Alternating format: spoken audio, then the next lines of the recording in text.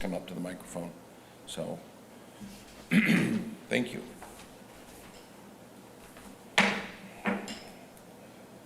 And then we can have that discussion afterwards about that concern. Yeah. So, all right.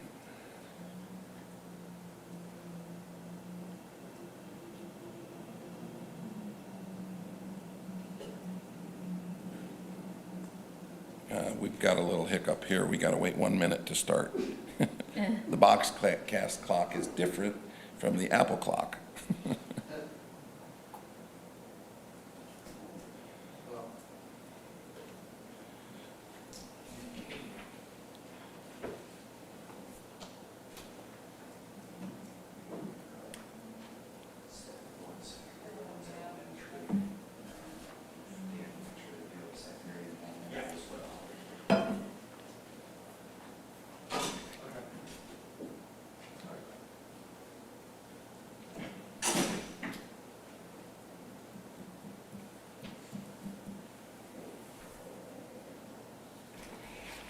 All right, I think we'll get started. Welcome, everyone. Good to be back at City Hall.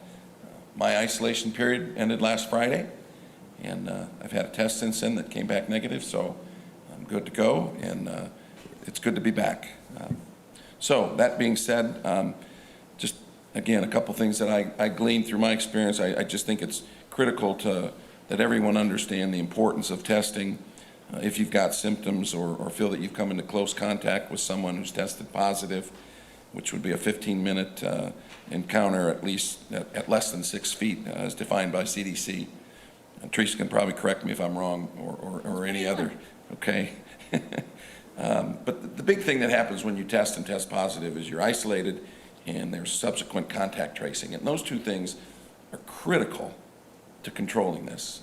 Those are two pillars of the governor's strategy, two really important tools as he works through the reopening, and testing pretty much initiates both of those things. So there's also a lot of information that's given if you think you have symptoms or come into contact with someone and test negative, there's still protocols there, and I guess it's the formalized way to make everybody aware of what the protocols are and how that will help control the spread with isolation, quarantining, and social distancing, mask wearing, and the whole thing.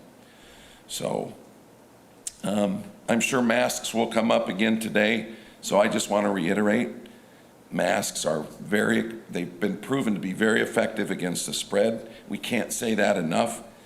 Please wear a mask when inside a public facility where you cannot maintain your social distancing. City of Warsaw is participating in an initiative from the governor's office to raise awareness of the importance of face coverings. And again, we feel it's the most important thing we can all do to protect ourselves as well as those around us. Finally, city and county have been involved in the testing through the CARES Act funding. We're working to refine. I think we talked last week about some of the improvements we're trying to make with some Spanish and the ability to translate and use bilingual and anything we need to get the information across in an effective way. We're also looking at potentially expanding the testing to other sites, and we are also, while I don't have final details, we're looking at potentially having mobile testing here in the county. We'll probably start on a limited basis and see how it works out, but we have an opportunity to do that. So I do not have details on that yet, but that's something else we're looking at, utilizing our CARES funds to expand opportunities for testing. So with that, it's always good to be flanked by someone from the health department that really knows what's going on. So Teresa, I'd like to welcome you back. Dr. Remington has given you the reins this week, so I'd ask you to give us the update from the health department. Okay, good morning. The health department, as we look at what's going on right now, I think Kosciuszko County is doing okay. Not good, not great, I'm not ecstatic, but we're doing okay. We've seen our weekly rates, they've gone from the last 4 weeks, the lowest number was 63, the highest number was 94. The 94 was last week. that one was significant. There was a lot of testing happening in nursing homes. They had the final checking of those employees, and so we did see that number go up quite a bit. We just had a holiday. There was a lot of people together, more than there's probably been in previous holidays. I would expect that we will see some of that number increase. It feels kind of like we're walking on a ledge, and we're just right there, and we're on our ledge, and we're solid right now, but we need to be careful so that we don't lose that bit of control that we have. Elkhart County is, of course, in quite a crisis, and this week the CDC is visiting Elkhart County to help them get control of their numbers. And that's out in the public news. I don't have any inside skinny on that or anything. Our ERs are busy, but not overwhelmed. Our inpatient is busy, but again, holding on its own. So we're doing okay, but there's a lot of room to do better here. So I want to thank Nicole for helping us keep our county's numbers. This is difficult and they're very important. Right now, there are so many places we have to gather information with to try to keep those numbers in, and that's how we find errors. You know, with her work, lets us know if there's people not being reported to the state that need to be, or vice versa. And so I really want to thank her for her specific talent of epidemiology, helping us keep this under control. Did have a complaint this week. This flyer was used in a very specific manner, thanks to Mayor Talmer and a public health intervention. Definitely we've had some good from it, but there was a complaint this week that it was flooding some neighborhoods currently. It's not been distributed through any authorized, I don't believe anyone's currently distributing this, and it wasn't in the right neighborhoods. I only actually confirmed that it was on 2 houses, but the complaint said it was flooding neighborhoods. So if people are seeing this, we are not currently putting this out to any neighborhoods. It seems to be a prank or otherwise occurrence. I don't know how it got there. That was our door hanger that that was probably 3 or 4 weeks ago. That was our first response to what the concerns raised by your office. It's bilingual. It's basic information with regards to COVID. It was used for very general information and has been distributed. So if there's some going around now, they may be recycled. But it made people scared a little bit, so just wanted to address that. But certainly they could read the information on there if they get it. The information's good. It's just, if you get one of these, it's not directed at your neighborhood like you think it might be. So that was that was the only part of this flyer that's wrong, is that this was not directed to any area at this point in time. So that's most of my update for now. The cases are holding. All right, thank you, Teresa. And again, just a further slight comment on that. Our fire department, the county volunteer fire department, are the ones that took those out and distributed those, as well as a group of volunteers, organized volunteers. So again, just I would hope that there's not any real concern with it, but the best news is that it's good information, if it is indeed the brochure that we sent out. So I did want to mention one other thing with regards to the masks. I did talk with our group that's been supplying the fire station with masks. We still have masks available at Station 1 and 2, both downtown here and out on East Center Street. There's also been some, they're making some children's masks as well. So those are available. If anyone needs them, they can be acquired at the fire station. I did not get a number with regards to the amount of testing, that the CARES Act testing that we've done. I was hoping to have it this morning, but I did not get that. I would assume that that's starting to ramp up. I don't know about the CARES Act testing, but I do know I asked about the testing numbers this week. And yesterday, when I talked to them, they had done 51 as of yesterday, and there were 105 tests done the day before. And that Physicians Urgent Care has had quite the demand on their testing because they have the rapid PCR testing. And at least for a little while yesterday, they were out of tests, and they were going to begin retesting when they got their supplies. And again, just by way of reminder, the CARES Act testing is available at the 3 MedStat sites in the community. I know Warsaw is 7 days a week. I think Syracuse and Nepany are 5 days a week, typically from about 7 in the morning till about 7 at night. So there's still quite a bit of availability there, or access there.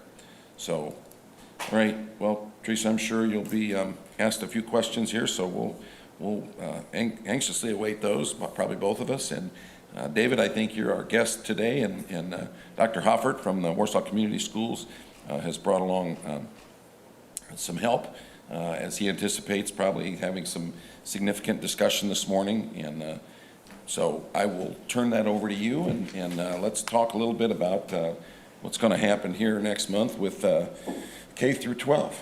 Absolutely, and Mr. Mayor, I want to start off by saying we're glad to have you back. We're glad to have you back healthy, and glad that you had a speedy recovery. Thank you. And thank you for Appreciate inviting us to join you with us today, and I appreciate seeing you back here in person. I do want to introduce a couple people. I have Heather Reichenbach with me. Heather is our school board president here with Warsaw Community Schools, and then I have Mr. Terry Sims. Mr. Sims is a teacher in our school system, and he's also the president of our Teachers Association. And without their continued support and development inside of this collaboration with our local health department, our state health department, the Indiana Department of Education, and the governor's office, we would not be at the place that we are at today to be able to share really our movement forward as we see it right now, knowing very well that we are still in a flexible and fluid situation. Teresa, I would like to thank you and Dr. Remington. Our local health department has just been amazing with insights. I feel like I am bugging them on a minute-by-minute basis.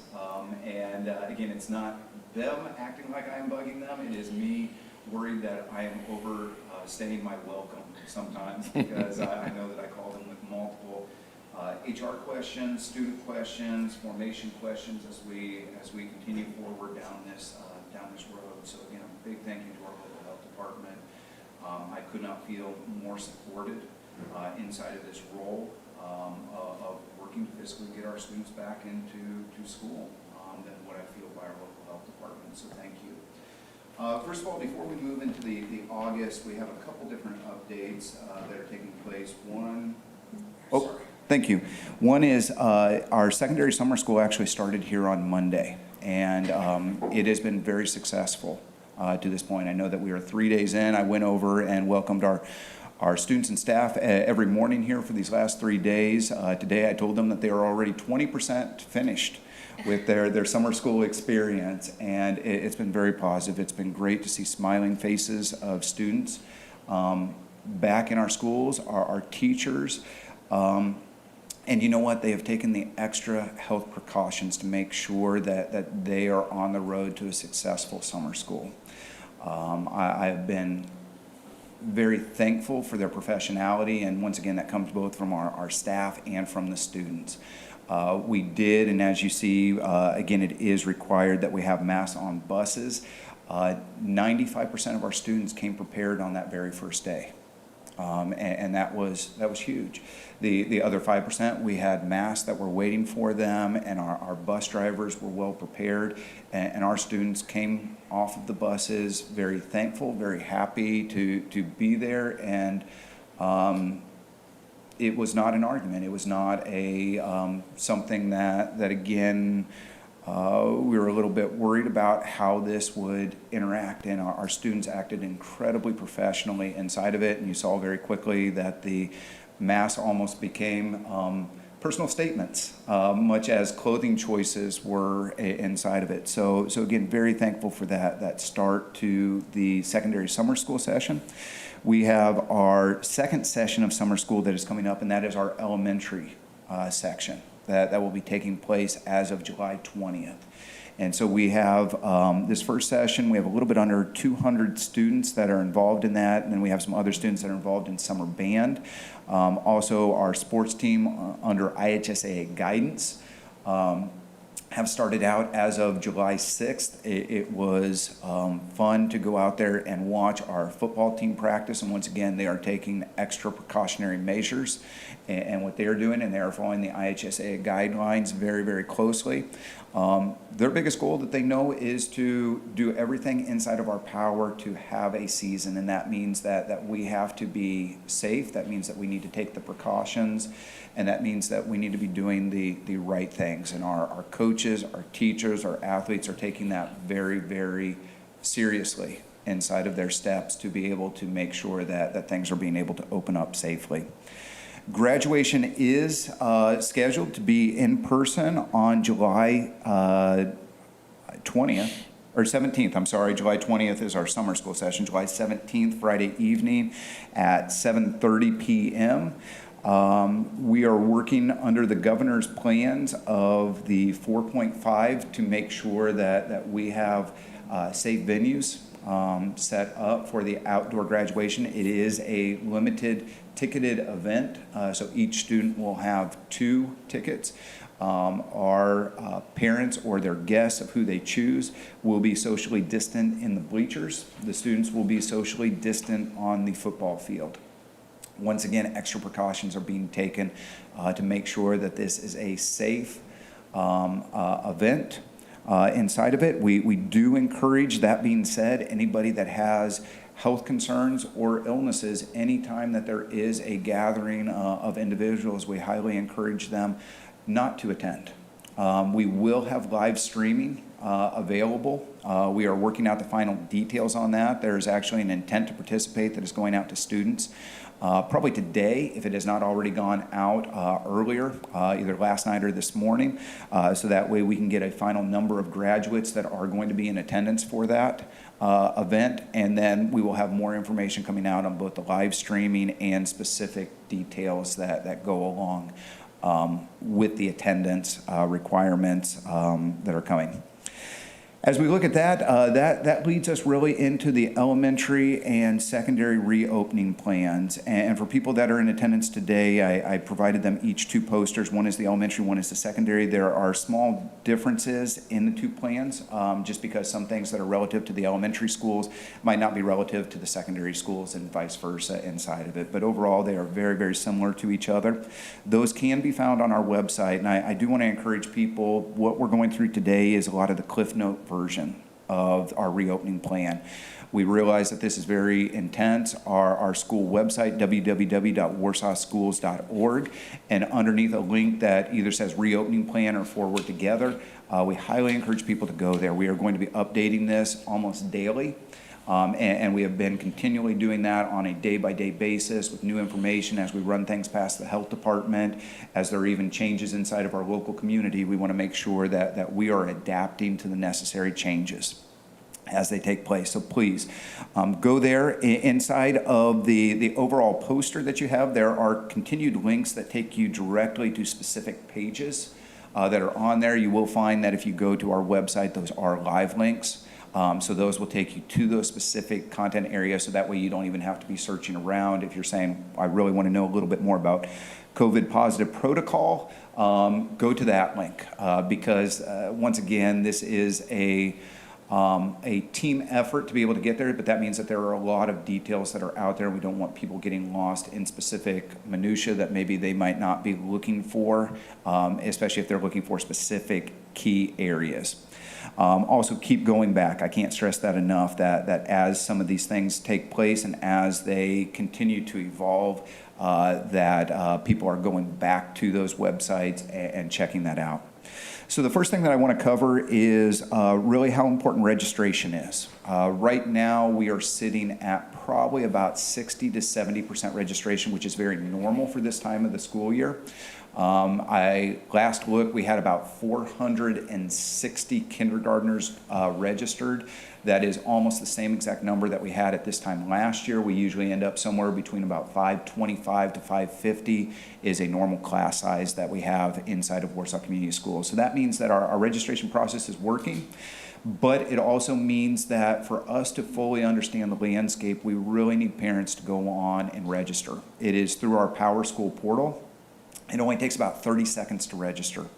Those parents that have not registered to this point are receiving personal phone calls this week and next week from our central office staff, where we're working through the registration process. And this gives us an understanding of some of the questions that are also out there. As we go into this school year, we are opening up the physical setting, and that will be opened up at our normal August start date. There is also going to be an online option. Now, the online option is predominantly for students that have physical at-risk conditions of coming back into the school setting, or for extenuating circumstances that would keep a student from coming back and feeling at ease inside of that physical setting. There are limitations when it comes to the online format. Some people have asked, will it look exactly like what it looked like here after March 13th when the school system had to shut down? And the answer is no, because most of our teachers will be going back to that physical setting. So they won't be able to spend that intensive time on online learning. That being said, we learned a lot through that process and through our remote learning and e-learning schedules that we've had, from everything from winter delays and cancellations to again, this extended remote learning that we had. So again, especially as we look at the elementary setting, the remote learning will be focused on English language arts and math. There will be some supplemental materials that will be coming out in the other areas, but again, the main focus will be on English language arts and math. As we look at the middle school and what remote learning will look like, it will focus on science, social studies, math, and English language arts. It would probably be a combination between teacher-recorded videos and then also our online schooling that we already have in place through our APEX system and through Indiana Online Academy when it is appropriate.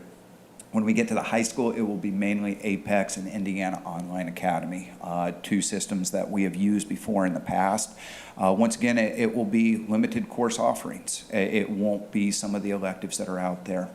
I know one of the other questions that we have had that have come up is, if my student does online learning, will they be able to participate in areas like extracurriculars and clubs and organization? And the answer at this point is no. Again, the online learning is an alternative learning that is out there. Once again, we want to make sure that everybody feels safe and comfortable, but it will not have some of the options that the in-classroom physical setting will have here at this point.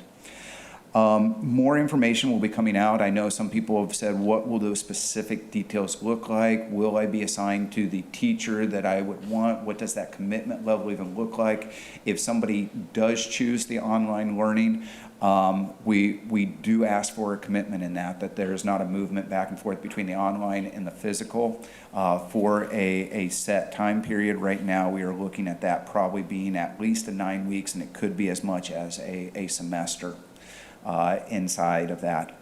We do realize that if by chance a student were to become ill with either COVID-related symptoms or COVID, there could be that, again, while that student is quarantined, they could be moved into that online learning and moved back. That would look different than it would be that if somebody registered to be in the online learning full-time. So once again, there is more information that will be coming out that will specifically lay out some of those pieces, but to be able to fully do that, we have to get a little bit farther inside of our registration process so we know exactly what those numbers look like and know how those could be divided up inside of our grade levels and with our teachers. So please, as a community, we highly encourage, if you just haven't gone on, and it took me until just a week and a half ago to register my own kids, so I will self-admit inside of that, that even though it's only 30 seconds, sometimes we forget that 30 seconds, but that really does help us with our planning purposes that we have. The second part, and please, if you have not liked us on Facebook or follow our Twitter account or have gone to our website for our updates, we also have a new mobile app that is going to be coming out here very quickly. We're in the final testing beta versions of it. Please check out our updates that we have online. We've gone through some simple things like cleaning protocols. And while they seem simple, a lot of this is learning experience. What does what do our electrostatic cleaners do? How do they work inside of our school? How are we working to do extra disinfectants? How have we made calendar modifications to our calendar to make sure that we are being able to do some additional deep cleans and making sure that we are staying with remote learning with our teachers, providing them some of the extra professional development, and also working with our students to make sure that they are staying constant with remote learning in case there were ever a need to go back to that. Making sure that we don't have to go through some of the same hurdles that we have already gone through, and staying on the forefront of really what those skill sets look like. We just put out a new video with our transportation director, Mark Fick, talking about some of the safety protocols that he is doing on our buses. These are very short, but we want to be ultra transparent with our community of what are the safety measures that are the simple ones that we are able to take, and how can our community partner with us to be able to make sure that we can open up our schools in the safest possible environment. There's a lot of questions on what do COVID symptoms look like, and I know Mrs. Reed and the health department get a lot of those questions because there can be a lot of anxiety out there. There can be a lot of what does it mean to be in contact with somebody, and I know Mayor Tolmer was talking about the 6 foot for 15 continuous minutes and then exhibiting symptoms. What is the difference between symptomatic and asymptomatic? So as we have updates of any of those things, and even any changes that come from the local health department, state health department, or CDC, we are putting those on our website. We also have different news pieces that come from our nurses. What are simple protocols that can take place? And I can't stress this enough. Parents, we need your help as a community. We need your help to be doing self-checks of students. That might be taking temperatures in the morning, that might be asking them on a daily basis, do you feel okay? You know, some of those things where in the past we might have sent a student to school saying, oh, maybe you'll be okay by 10 or 11 o'clock. As a parent, I know we've had some of those same conversations over the last years saying, is he okay? Is it just that they woke up and they were still tired? What is it? We ask parents to take extra caution this year, and that extra caution is going to be what helps us keep the school year going in person. So as we look at COVID symptoms, please go to our nurses' notes that we have in our nurses' news. As we look at our COVID positive protocol, once again, there's a link on that page to talk about what happens if somebody is COVID positive. And if there are any questions, please call our school nurses, call us. We will be in contact. And again, those are some of those calls that we are making with our local health department because we're learning new things every single day. And there are, I see Mrs. Reed shaking her head. There are some ones that again, I've even given her that are a maze, a spaghetti mess of when was the person exposed, what are the symptoms, what are they looking like. So again, that goes with the patients, but we are here to help work through those situations. And once again, we would rather err on the side of caution in any of those circumstances that we have. As we talk about specific changes that take place with the school, and once again, I want to throw out that thank you to our local health department. I really believe that a lot of the areas that we are looking at are simple common sense areas. You know, there are a lot of different thought processes that are out there, but what are the simple things that make the biggest difference inside of our school environment? And so we just have 9 of them listed right now on our sheet. The first one is visitors. You know, schools, and especially here in the Warsaw community, one of the pride points that we have is always welcoming the community into our school.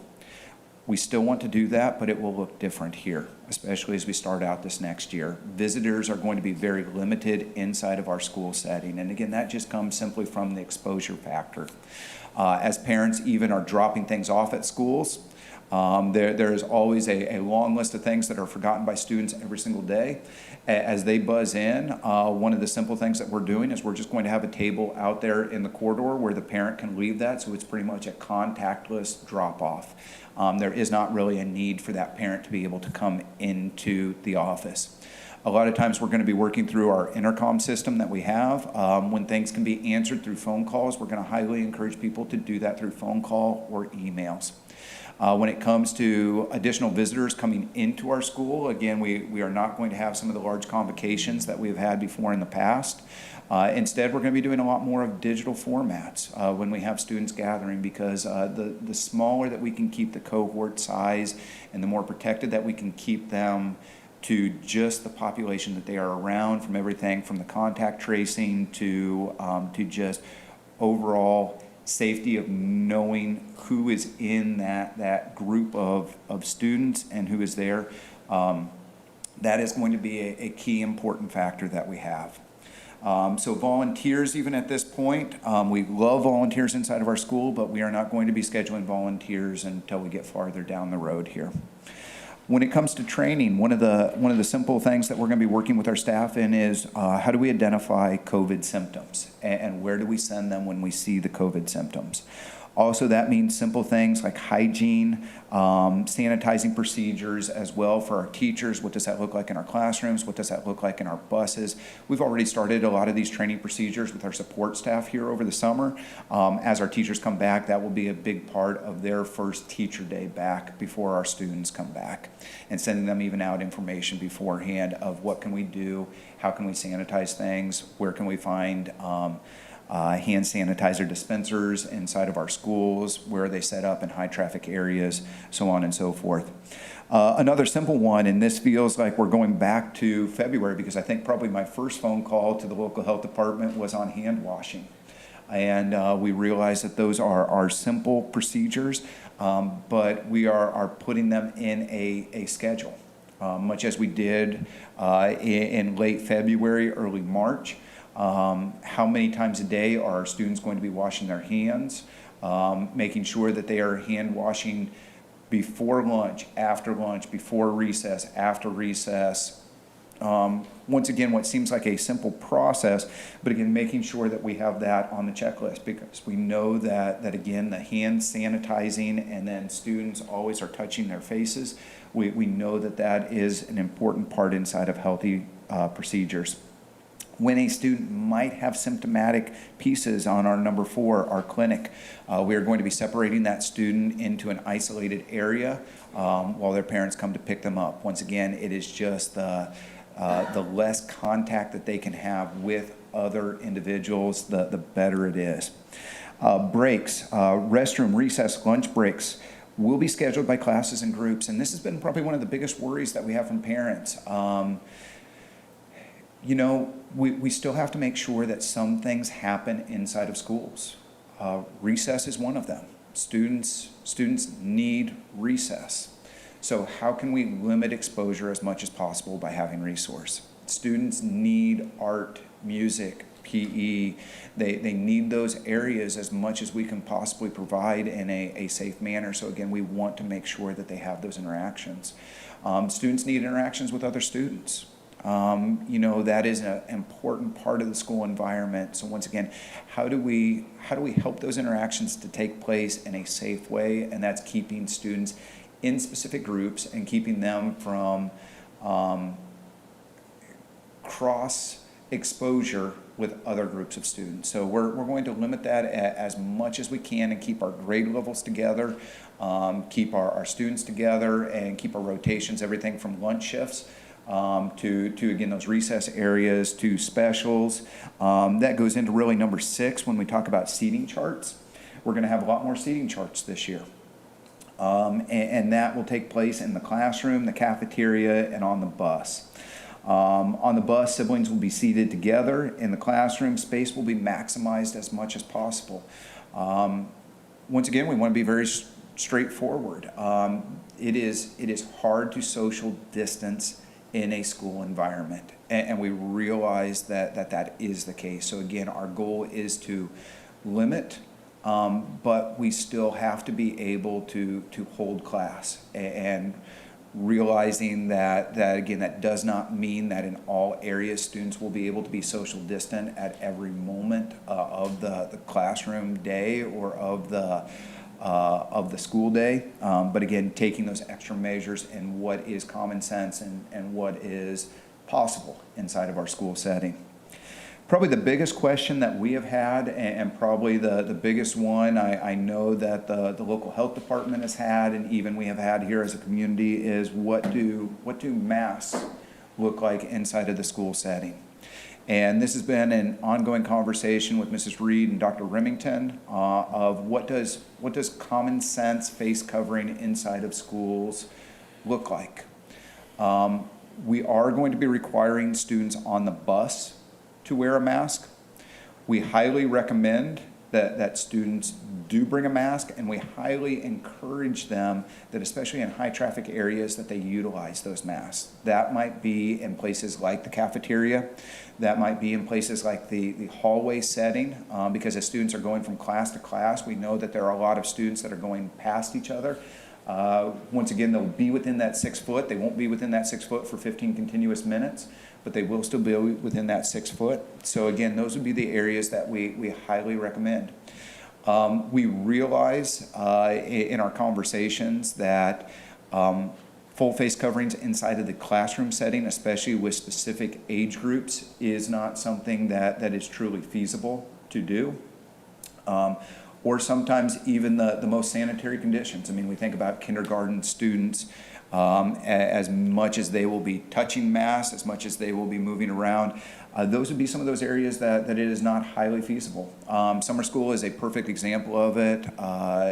As I walked around even this morning, our students came off the bus, they wore the masks, they wore them in the hallway. When they got to their seats inside the classroom, some chose to keep their masks on as a comfort level. Others decided that was their time that they would take them off, and they felt like they were socially distant and far enough. For our staff, we've encouraged them that when they're up in front of the students, they will be farther than 6 foot apart. Sometimes this means that we're going back on some of the teaching methods that we have encouraged here in recent years in small group instruction, but again, limiting some of that small group instruction or taking extra precautions when you are doing some of that small group instruction. And that might mean that our teachers go from that lecture and more of a straight road to when we're doing small group instruction, they put on their mask as they're working up closer with students. So a lot of that is going to be inside of comfort level, but again, I do want to stress that masks are recommended, but where they are specifically required is on the bus here at this point, and highly encouraged inside of high traffic areas. Cafeterias and water bottles, the CDC is recommending that drinking fountains are a high contamination area. So we are shutting down our drinking fountains. But what that means is we have been installing bottle fillers in a lot of our schools here in recent years. I took Mr. Sims and showed him one of our bottle fillers that we had at central office yesterday, and they're really pretty great. You take your water bottle, you put it underneath it, the stream of water comes down, it fills up the water bottle really quickly, and it's contactless. So we already have those installed in a number of areas. We're going to be continuing to update and install those because the drinking fountains themselves in the traditional method will be shut down for the time being. We will work with the cafeteria to make sure that water is available. And again, the places that we do not have the contactless water bottle fillers, we will be putting up different alternative water sources to be able to make sure that kids stay hydrated during the day. Parents, as you are working with your kids, please have them come to school every day with a filled up water bottle. I know my sons all participate in different sports activities and clubs, and they've been encouraging them to do that for years, to come with a water bottle every single day and make sure that you stay hydrated during the day. This is going to be the case once again. I was just out at Walmart here a day ago, and they had really nice water bottles for $1 a piece. So it doesn't have to be the Hydro Flask that costs $65 and it can go to negative 45 degrees or whatever it is. It can be a cheap $1 water bottle. I know a lot of our PTOs are already stepping up and providing water bottles for kids that have the Madison Elementary and where the kids can write the name on it, or where's a high school. So again, there are a lot of different options that are out there, but we highly encourage kids to come every day with a filled up water bottle. That saves them time, saves them additional contact that could even take place out in the hallway by having that already filled up and ready to go for the day. And that really leads us into number 9, and this is probably our biggest point that we cannot stress enough. We cannot do this without the support of our local community and without the support of our parents. And that really means that our parents are monitoring health of their children, and they're helping us with that information. This is going to be the most important part. It is not feasible, as we have talked with the local health department, to monitor temperatures as students are walking into the school building. It is not feasible to monitor temperatures as students are walking onto the bus. It is feasible to ask parents to please monitor those health symptoms before their student ever leaves the door. And that is going to be the most critical piece in stopping the spread of everything that Warsaw Community Schools is doing. It is critical that parents work with their kids, and if they are riding the bus, that again, there is a mask that is a well-fitting mask for the students. Here just a couple weeks ago, it was still hard to find masks. I am happy to say that you go into Owens or you go into Walmart now, and there are racks after racks of very stylish masks. Once again, from our summer school students, I can tell already that again, masks show a personality of the student. And so, again, they can find very fashionable masks. I see Nick down there with a Chicago Cubs mask. So, again, you can portray your pride. We have ordered a lot of Warsaw Community Schools masks, starting out with our band students and our athletes. IHSA regulations mandate that our students are even wearing masks when they are in non-competition areas. So, again, we want them to be showing their team pride, even in the way that they are doing that. So, again, that is very much simple things that parents can help with. Little packets of hand sanitizer. Once again, just over the last couple of weeks, I have seen big display cases of hand sanitizer. What wasn't available just a month ago now is highly ready and available and ready to go. That again, a student can have a small thing of hand sanitizer with them, so that way they don't have to wait for a high traffic area or hope that, again, something isn't out of hand sanitizer. They have their own packet that is with them at all times and inside their backpack. So again, those are some simple health and safety protocols that we have. If we go into details, especially with the elementary and the secondary, and I know there's a few small differences between these two. Number one, PE will be held outdoors when possible. We realize that won't be possible at certain times, but again, we are going to highly encourage that PE outdoor classroom spaces take place at our schools. We have wonderful outdoor learning labs. These are great areas for student learning and very open spaces that we have. Until things change, no external field trips or convocations until further notice. And once again, we just want to take extra safety precautions and protocols. This is something that we know that when the environment eases up and we're at a good place, these are things that we will welcome back into our school right away. But until that happens, we'll take those extra precautions. That means that we'll be doing some digital field trips. This does not mean that learning will not take place. It just means that it will look a little bit different. One of the things that I've always prided myself to be involved in is the speaker series that we bring into Warsaw Community Schools. And we've had everybody from Eva Core to Charles Person, the Freedom Rider, to Carl Erskine, who is Jackie Robinson's teammate, to Mrs. McKinstry this last year that was involved in the 16th Street Baptist Church bombing. These are wonderful cultural events that are encouraging diversity and understanding and role models inside of our society. These are not things that we want to end. So again, they will look a little bit different this year, but we're still going to be providing those for our students because those are such important parts of our school education. So again, they will just look different as students won't be gathering together to have those. Instead, they'll be more staying in their classroom cohorts in those type of activities. Outdoor learning trips are permitted. Large group time will be minimized. Back to school events, each school will be notifying parents regarding their events. When we can do those digitally, we will do those digitally as much as we possibly can. especially with parents coming back. We will still have student orientations that will be taking place live, but we'll have some different protocols that will be in place to do those as safe as we can as we bring those kids back and how we phase those in. In the classroom environment, students will remain in their homeroom to minimize contact. Physical changes may be made to create more personal space, such as moving furniture and desks inside the classroom. Supply sharing will be minimized. It does not mean that it will not take place. Again, that would be unreal to say that a student doesn't look at another student and say, hey, can I borrow a pencil, or I need to borrow some scissors? And you know, that's still even a big part of the school environment, is learning how to work in groups and how to work with your fellow students.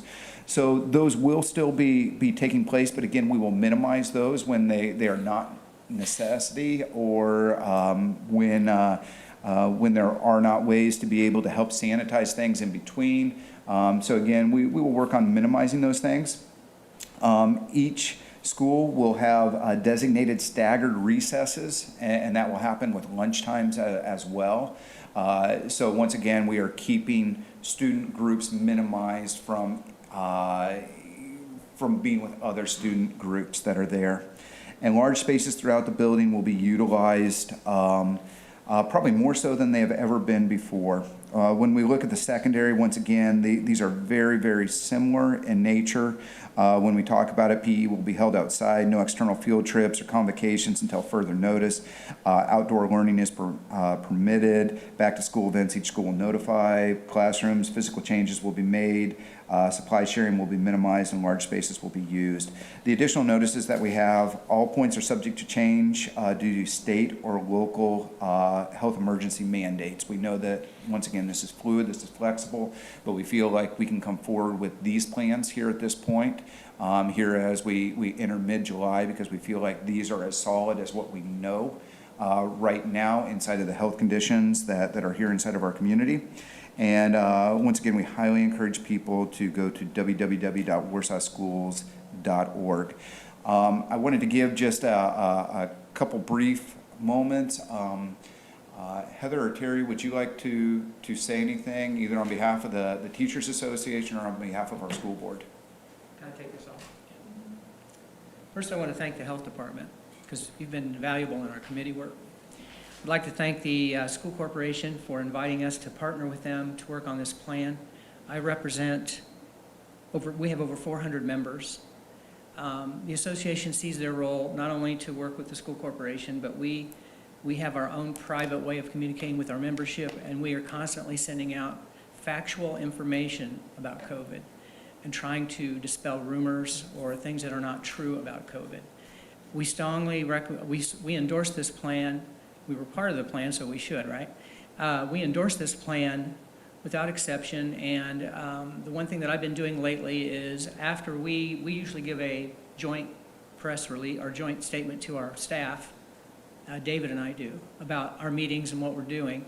I follow up by communicating with our members, and I have been very clear in the importance of using a mask.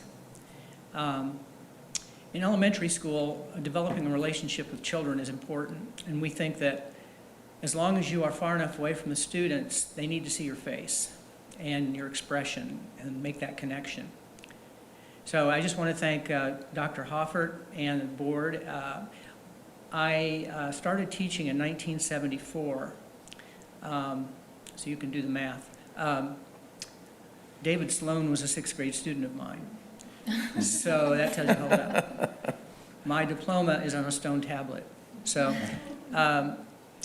you know, just when you think you've seen it all, you haven't seen it all. Because I thought I'd seen everything in the twilight of my career. But I just want to thank everybody involved. I know this is very important. We are also communicating to our membership that this is a fluid statement. It's not written in stone, and it can change at any time depending on the situation. So thank you very much. Thank you. I know we'll have quite a few questions to get to, so Heather, go ahead. Well, I just have a few brief comments, and first of all, just to share that the information that Dr. Hoffert has shared today is is something that we've all been waiting for and wondering what it's going to look like next year. And our delay in releasing any of that information has not been from lack of not wanting to, but merely because we're waiting for executive orders and more clarity as to what the situation looks like and what it will look like as we get closer to the school year starting. So we wanted to make sure that the information that we're giving, we feel confident in sharing, and hopefully won't be moving back and forth, too fluid, because we all like a little bit of consistency when we can find it. I also just want to take time to commend Dr. Hoffer and his admin team and the WCEA for all the work that's been put forth in this plan. It's been a lot of extra hours and phone calls and emails back and forth, and I can assure you we have the best team in place. Like, from the bottom of my heart, I know that as a community member and as a board member. I also want to extend our gratitude to our local health department, Dr. Remington, Teresa. I know Dr. Hoffer has them on speed dial. We just covet your thoughts and expertise in these unusual times and have never felt that we are bothering you despite our frequent conversations. Some of you may remember back on June 5th, IDOE released a 38-page document that was the pathway to opening schools. This was released to the public and school officials at the same time. So I think Dr. Hoffer, yep, that's the one. Dr. Hoffer sent it to my inbox probably about 7:15. It was also sent and posted on social media about the same time too. So we were all drinking from a fire hose all at once. And within 2 hours, literally, Dr. Hoffer, his admin team, we were all sitting working through the document, looking at what the skeleton of our plan had been so far, how the in-class, the IDOE, compared to that, and what the suggestions were.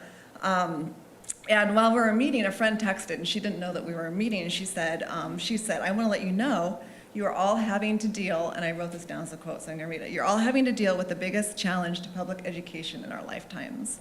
She said, I'm trying to read the 38-page document, and I'm completely overwhelmed. Thank you for trying to make the best decisions for our kids. And it was such a blessing to get that comment at that time, and her trust and her prayers for us making those decisions and determining the best way forward. And we've all looked for the easy button, and if anybody has it or is keeping it somewhere, we'd really like you to share. So it's not an easy situation. This is something that nobody would have imagined last year at this time, a year ago. We've all looked for that imperfect solution to a situation that we don't have any real life training for. We've all felt overwhelmed, but as a team, we've witnessed encouragement, empathy, compassion, expertise. We've all felt the community's trust and support and urgency to have a plan. And we thank you for your patience in waiting for this day. So we're excited that we're here to this point so far. And then finally, just want the community to know and understand that all of us here, including school officials, but everybody in this room, we serve in these roles because of our love for our community and our kids and our families. It's a mission field. And we do not take this endeavor lightly or flippantly or cavalier. We saw the effects of closing school for 9 weeks last spring. And while no one can say that the heroics that were expended and the efforts that took place were not beyond fantastic and phenomenal, it also was not the same. And it was not good enough for long term. We cannot continue. This COVID-19 is not going away in 2 weeks. It's not just like fasten your seatbelts, and if we just hang on for a couple more weeks, then we'll be there. So we really feel like we need to learn to live within what the situation is right now. We can't just wait it out. We see reopening of schools and also keeping schools open. It's a two-tandem bike, right? You can't just have the reopening. These things are so we can keep them open and stay together as much as possible. We also see this as a community health imperative for many reasons. So thank you for your support. We welcome questions. Visit the website often. I cannot express enough. Parents, teach your kids about washing hands before they get to school. Have those conversations. Practice wearing masks. All those will make the job of schools easier and our teachers easier come August. So just really appreciate all the work that's been done. All right, thank you. So I'm sure we've got questions. I'm sure we'll probably go beyond our normal 11:30 time. We'll be here to answer all your questions, kind of put a maybe a stop at about 12 o'clock noon. So we got plenty of time to take questions. And if you would come to the microphone and ask your questions, we'll get started.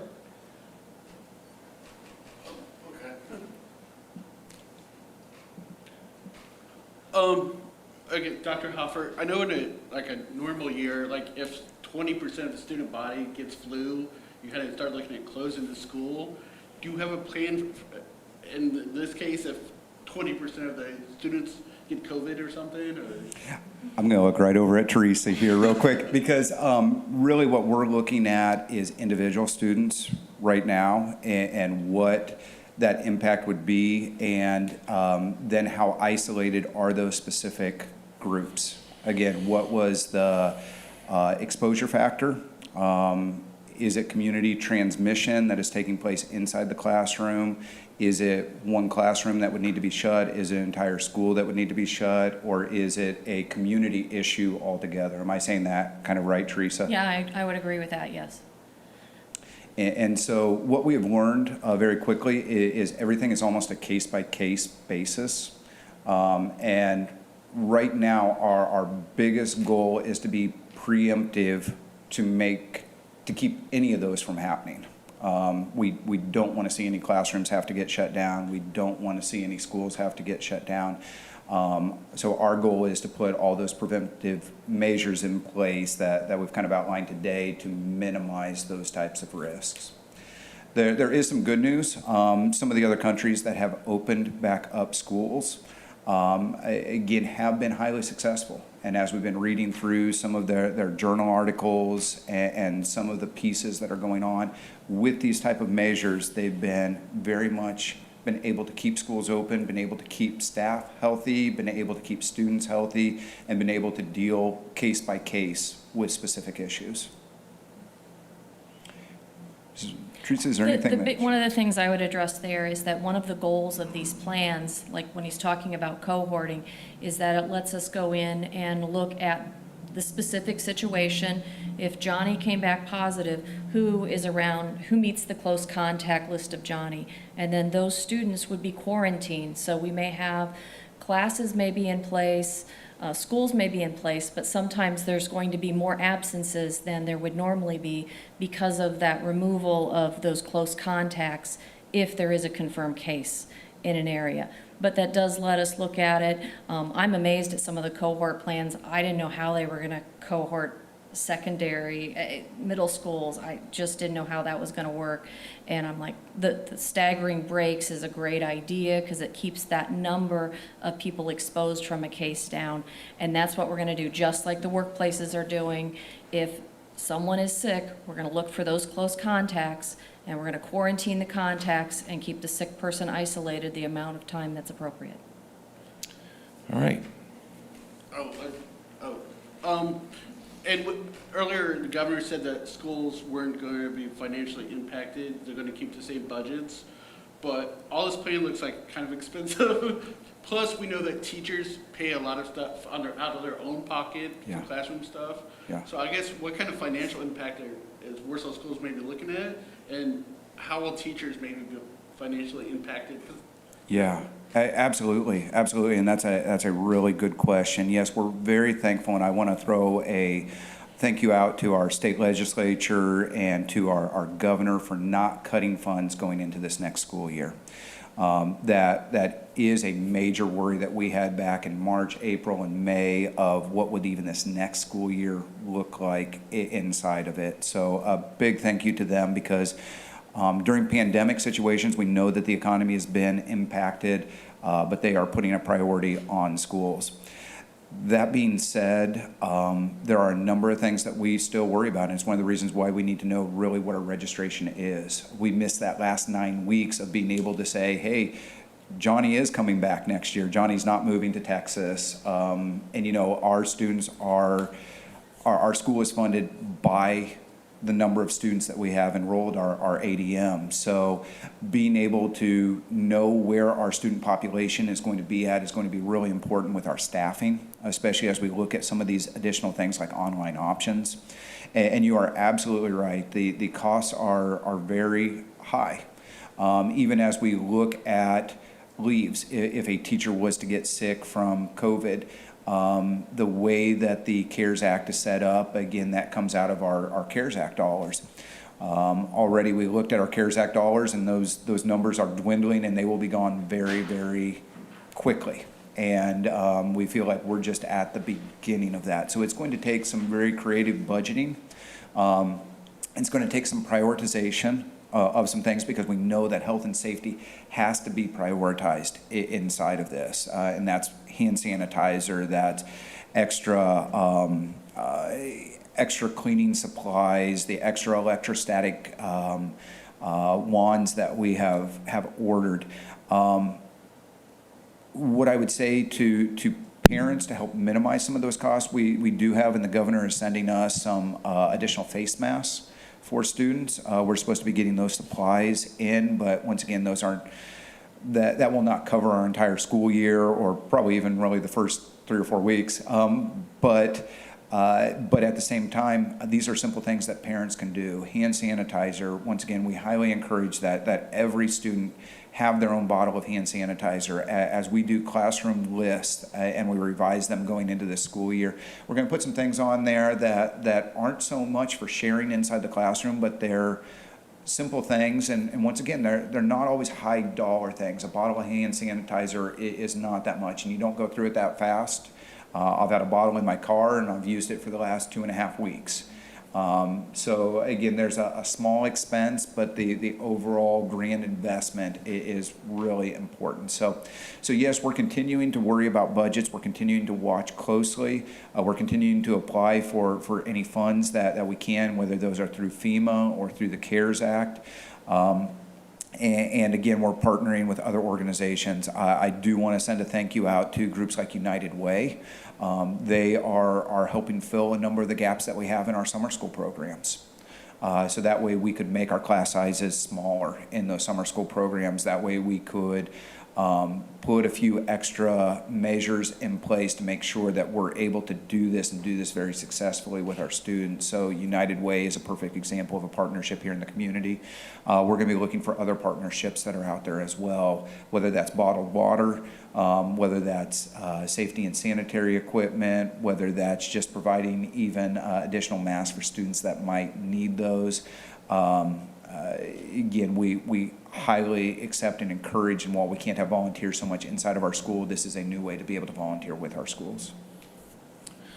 All right, next. Nick.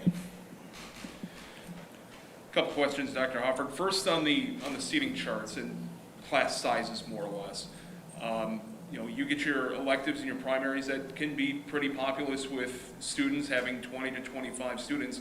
So the first question is, how are those going to be affected as far as your general electives go? And is it just going to be spacing, or is it going to be less students in the classroom?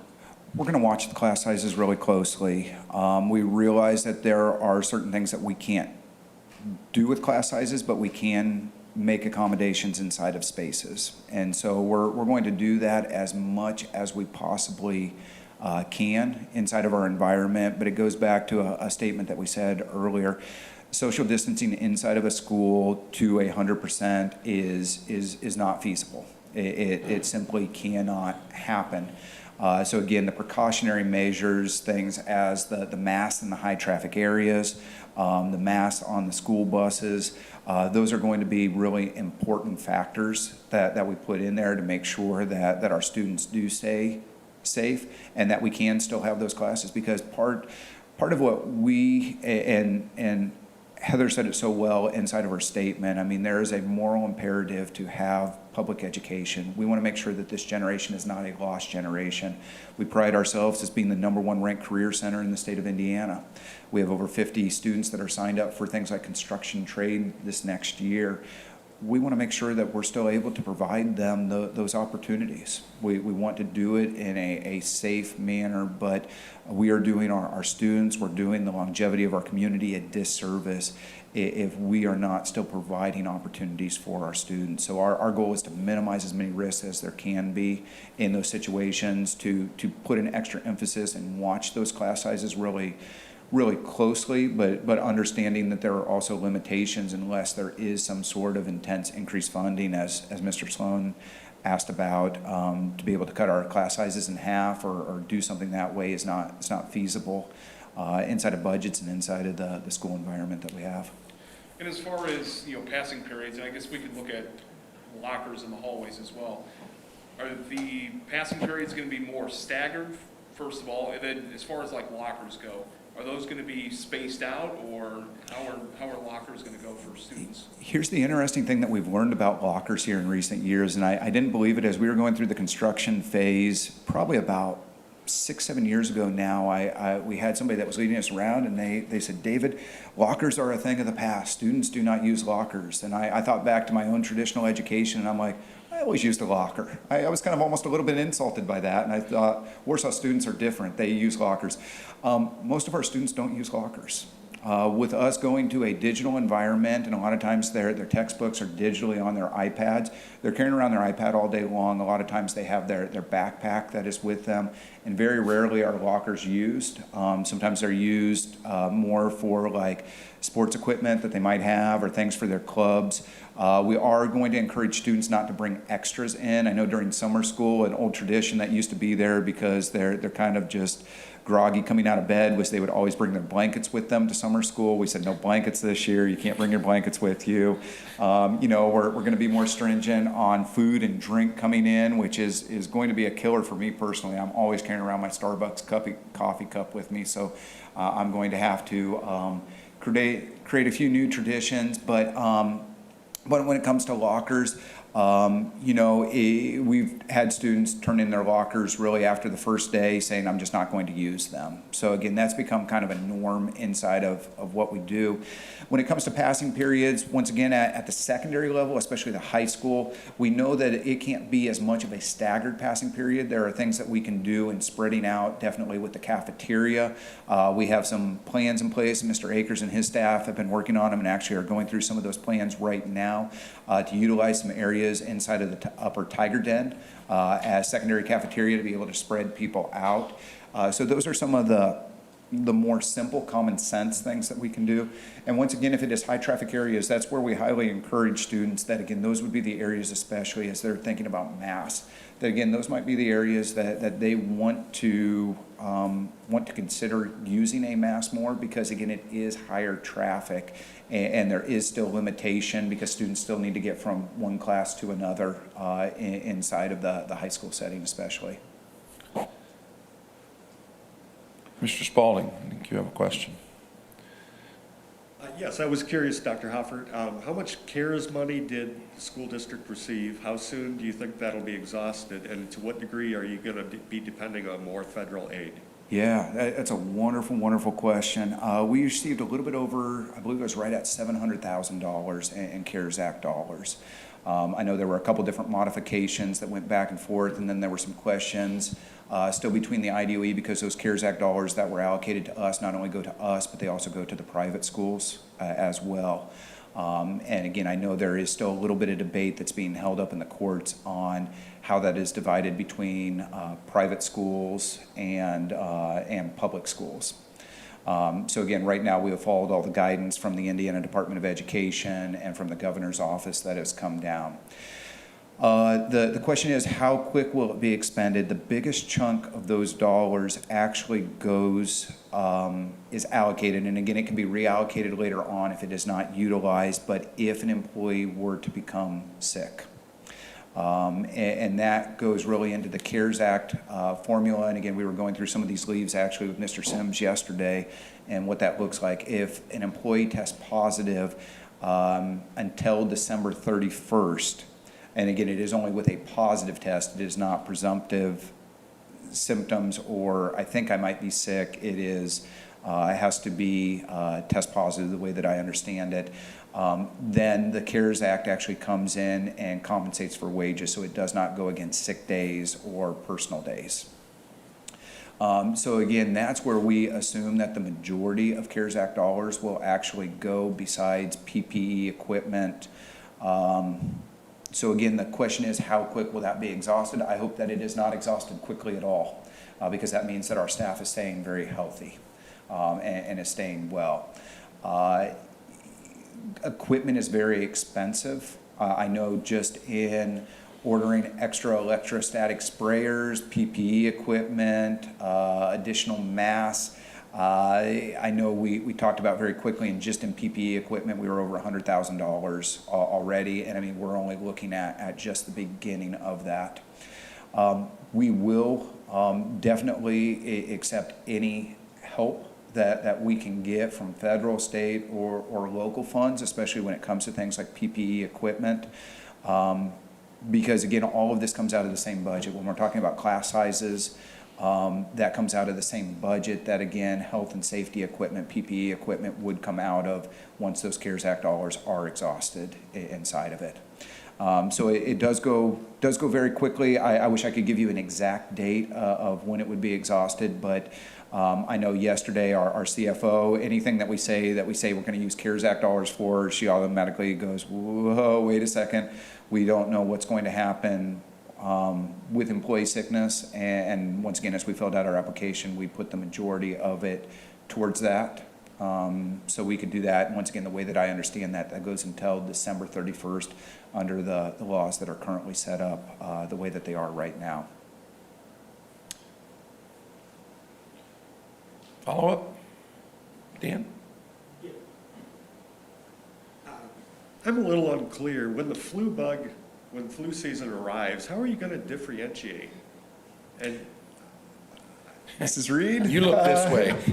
Yes, look this way. This is the infection control expert. Yes, no, Dan, that is a very, very good question and a difficult question. I would say that's a very difficult question, and based on our current guidance, it does indicate that there could be times where there could be a lot of people out of school, especially if we had a significant flu season in combination with COVID, how to sort those out. On a local basis, I'm not sure how this is going to work in yet, but I know that there's a lot more point of care testing ability that's being looked at. Some of that is inconvenient from a public health perspective because Indiana doesn't yet recognize antigen tests as a confirmatory test. But antigen test, Physicians Urgent Care has a PCR that is point of care. You have the answer within hours. The antigen test that's available through the Lutheran system, they're good tests. Right now they're backing them up with a PCR so they don't make a mess for public health, and that way we keep our case counts accurate. I think point of care testing is going to come in here and impact how that's going to be sorted out, but I don't know all the moving details yet. There's a lot of questions there, and it's a very good question because I don't have a perfect answer. I think from the school perspective, the biggest thing that we can encourage is if there are symptoms, whether it is flu, whether it is COVID, whether it is, you might be worried that it's seasonal allergies, but you're just not sure. Number one, don't come to school. Number two, meet with a physician, get tested. I know this was one of the conversations that we were having even before here because we want to make sure that this is not a socioeconomic issue. That's probably one of the biggest fears that we have when it comes to the testing. Where can we encourage parents to go? Where is free testing taking place if somebody does not have the healthcare coverage that is there? How do we make sure that again, this is not a socioeconomic that keeps a kid out of school, and how are we directing them to the right places? The guidance also allows for children to be readmitted to school if they have another explanation from their healthcare provider, such as if they were diagnosed and it was allergies. The provider did testing and was comfortable that maybe it was just the pollen flared up. If the child has strep throat and that can be confirmed and the doctor says this does not look like COVID, there are ways they can come back to school without having to go that full 10-day exclusion that otherwise is going to be instituted on those that have COVID.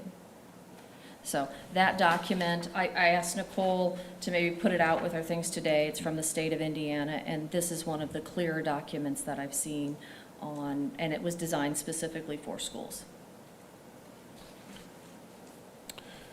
All right. Further. Kind of a follow-up question. Dan, would you use the microphone, please, so they can, thank you. Just a follow-up kind of question to that. I mean, I know each year students have so many absentee days or days they can be sick. Is that policy changing? How many days can, or obviously there's some students who fake it, but I mean, you know, what kind about the absentee policy and? Dave, I'm going to share kind of two funny stories that go into this. Number one, we have always given out a car for perfect attendance to our seniors. And I talked with Mr. Akers yesterday, and I said, what else can we give out a car for? Because it's not going to be for perfect attendance this next year. So we are ending, especially those attendance incentive things. I mean, that's always been a pride point. I mean, I think about my generation, my parents' generation. One of the things that you were always proud of is that I had perfect attendance to school. The reality of that happening here in the current state that we're in, again, those are not things that we want to encourage because we don't want somebody coming to school sick to try to get a certificate or try to win a car. That is not worth the health and well-being of our schools and our community. So those will be most definitely changing. What we have looked at inside of our attendance policy is not changing the attendance policy, but realizing the factors that go into it. Because our attendance policy has a certain amount of days that a student can be absent, but the biggest factor in all of that is a doctor's note. So if a student is COVID positive, they will most definitely have a doctor's note that goes into this. So these are not attendances that would go to the prosecutor's office of bad attendance being in the school. It also is going to mean a lot of flexibility on our part, and that's really where the remote learning is going to come in. And as we kind of talked about those two different types of remote learning, one is the choice remote learning, the other is the because something has happened here or somebody is sick type of remote learning, working with our teacher. How do we do that? We have had a lot of other incidences where students have been out for 10 days. This is just going to mean that we're going to have more students that are going down that path. So again, really working and being flexible with that, making sure that our students can stay up as much as we possibly can. And the biggest thing that we can do, and so it goes back to the preventative measures. If we do not have to shut a classroom down, shut a school down, if we can take care of those things in preventative measures with our community, that is going to be the best educational environment for our students. That is going to be the top one. Heather said it so eloquently once again inside of her statements that she made. Remote learning is wonderful. It's a wonderful option to no learning, okay? But the impact that happens during remote learning is still missing some of the key components. It's still missing some pieces of personal relationship. It's still missing a lot of the activities that you can do. So the more preemptive that we can be inside of those things, that once again, if a student is feeling ill at all, please keep them home, get them checked out, get them working, whether it is with your family physician, whether it's with MedStat, urgent care, a teledoc, any of those factors, get them checked out immediately. And again, we would rather people be extra cautious inside of those areas. And again, I say that with the other case of we don't want to create anxiety. You know, it is very easy to create symptoms sometimes inside of our heads. That never happens, does it, Teresa? Never, not when you go to nursing school or anything and all of a sudden you remember everything, you're sick with everything. Yes. So again, we ask people use common sense, and again, but learning to self-monitor our own health is a skill that I think is going to have to be fine-tuned. Temperature is a big part of it. Again, when we look at the symptoms, and Teresa, I don't know if you want to say anything about the specific symptoms that go into COVID, but again, in recognizing those symptoms. Well, one of the things is, of course, we know that temperatures, that not everybody runs a temperature, so that comes into play. Certainly that dry cough that goes on, especially if it comes out of the blue and someone goes, I don't know how this started right now. Loss of sense of taste, loss of sense of smell, those are interesting symptoms because they're so, where did that come from? I've never watched for those symptoms before in anything. There can be gastrointestinal, headache. This has presentations that just cover the board of what some people have every symptom and they know they're sick. There is no missing it. And other people are like, I couldn't smell, and since I heard that on the news, I got tested. this diverse amount of symptoms makes this extremely challenging, and we're just going to have to watch for it, because even if people perfectly self-report everything, there's still the 2 days before you had symptoms that we will have. We will have times where we're going to pull kids out of classrooms. Those cautions are going to take place, because if you get sick on Wednesday, when we look at the isolation period and close contacts, we look back to Monday. So there's 2 days before you did anything wrong, where you were perfect in everything you did, that you still may have affected people whether you meant to or not. And so those impacts are just going to be a big deal. If somebody thinks that they might have been exposed, and correct me if I'm wrong on this one, but they're not showing any symptomatic signs, they should wear a face covering, correct, and self-monitor for about 72 hours? Definitely, but I would also seek that if somebody thinks they're exposed, to potentially call. We'll take these calls at the health department. Nurses will take these calls. I know the school's going to get really good at this too. But if somebody's not sure if they were exposed, I would rather they call in and go through their exposure and let us look at that. Let us lay it out on a calendar if we need to, look at where they were, ask some questions, and help them figure out. Because if they're a close contact, if they meet the criteria for close contact, those are the people that we want to quarantine, because for the next 14 days, they're at risk of getting sick or transmitting it because they didn't realize they were sick.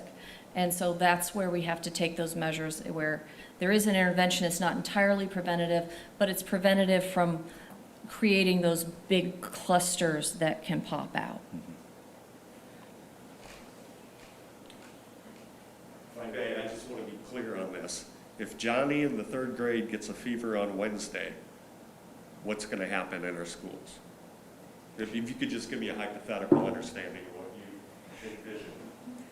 I can grab the first part, and maybe Teresa can grab the second part. The first part is, if Johnny comes to school with a fever, the first thing we're going to do is, if he's exhibiting any symptoms, he is going to go down to the nurse's office, and then we're going to have him in an isolated room. So that way he's not exposing any other kids, whether it's the flu, whether it's COVID-related symptoms, or whether it's a seasonal allergies that are causing some sort of reaction. They'll be in an isolated room. They will have a mask at that point. That is a State Department of Health recommendation. At that point, the parent will come and pick them up. They will go back, and my guess would be that if it was a fever, if it was COVID-related symptoms, we would highly encourage them to go get a test at that point. At that point, again, really it goes into what the testing protocol is and how quickly that test becomes returned. That does get tricky. Hopefully, we're able to have rapid testing. That varies some with the send-outs. How long it takes the labs to come back depends actually on how busy the labs are. So that can be a challenge. But when we're going to look at the last from Wednesday back, we're going to look at Monday and Tuesday and see who was Johnny's close contacts. If he sits at a pod of four chairs together and those 4 students are together, those other 3 students are going to be sent home. And they're going to be self-monitoring for whether or not they become ill. That's one of the reasons why when he's talking about cohorting, it's one of the most challenging things, and it's going to be one of the most difficult things as we come into this and trying to carry out the current recommendations for quarantine and isolation. Did I clarify that well enough? Okay. Yeah, and I would just add that I know that the delay in test results, the 5-6 days it's taken through some labs, is certainly problematic. There are rapid tests available that still take several hours, I'm told. And I know there's a lab with the mobile testing we've been looking at. It's a different lab, and they're talking about 1 to 2 day turnaround. But as you're very well aware, the gap is everybody's just sitting there waiting for a result, and they're halfway through their quarantine. Right, and what we would do is we would look at those situations to evaluate risk. That's where it's going to be on a case by case. That's one of the reasons why we know that we have to be, from the local health department, we have to be ready to help the schools go through these challenges. They're going to learn where those have to be expanded. We're all going to learn how to do these kind of isolation and quarantines because we've never seen anything like this before. So the contact tracing is a critical part of this whole thing. The state obviously does contact tracing, but it takes that delay for when that finally get that positive result back. What you're saying is that the county is kind of starting it when there's a thought that they might be exposed. I would think that as soon as we thought we had a COVID case in any of the schools, I would expect that we would have a phone call to the health department from the school nurse very quickly, and that we would start strategizing. Sometimes we look for those. Incubation for COVID is between 2 and 14 days. So for one of those pieces, on Wednesday, we're really not too worried. If somebody was really strongly exposed, they might be ready to start showing symptoms, one of those contacts. But oftentimes, people don't become symptomatic for 4 to 5 days after their exposure. Luckily, most of the testing is turning over that fast. It's really just going to go on a case-by-case basis, looking for those and isolating and watching for those risk factors. So we got just about 5-6 more minutes, and I'd ask if there's any final questions. We've got just a few more minutes for that. I have one quick one. Teresa, obviously besides Warsaw Schools, you also have Tibby Valley and Wawasee. So since you can't be everywhere all the time, how instrumental will school nurses be, and how much will their, I guess, workload increase, or how pivotal will they be for schools? I feel for our school nurses. We've already started meeting by phone, all the public school nurses. We're also going to reach out with Lakeland Christian schools, and some of the other private schools that we do know about. But those school nurses, we're going to be meeting regularly already. We've already started setting up that we're going to have these meetings so we can work through these problems, these questions. How are we going to do it? Because one person thinks of one thing and another person thinks of another thing. Sometimes they have solutions for problems that they can help each other. They don't have to do it all the same thing. That's why we have the flexibility that's in this plan, is so that each school, each location can locally decide what's best in that situation with the guidance that we're given. So ongoing, the school nurses have a heavy year ahead of them. It's not going to be an easy year, and we're just going to keep working together to figure out how to make this work smoother. All right. Any final questions or comments? All right. Well, thank you. I know we went a little long today, but obviously there's a whole lot of information out there.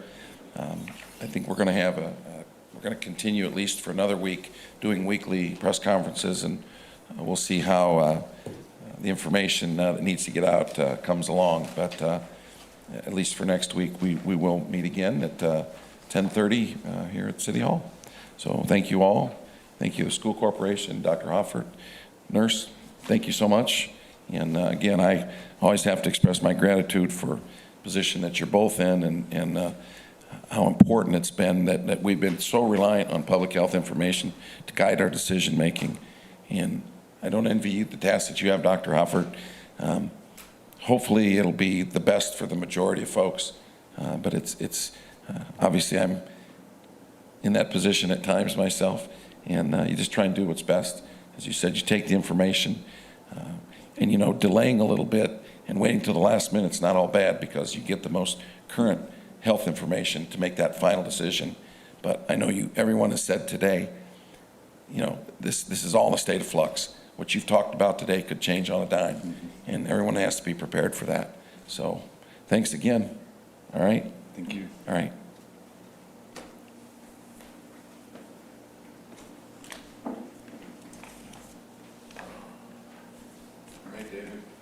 Hey, thank you. Thank you, Teresa.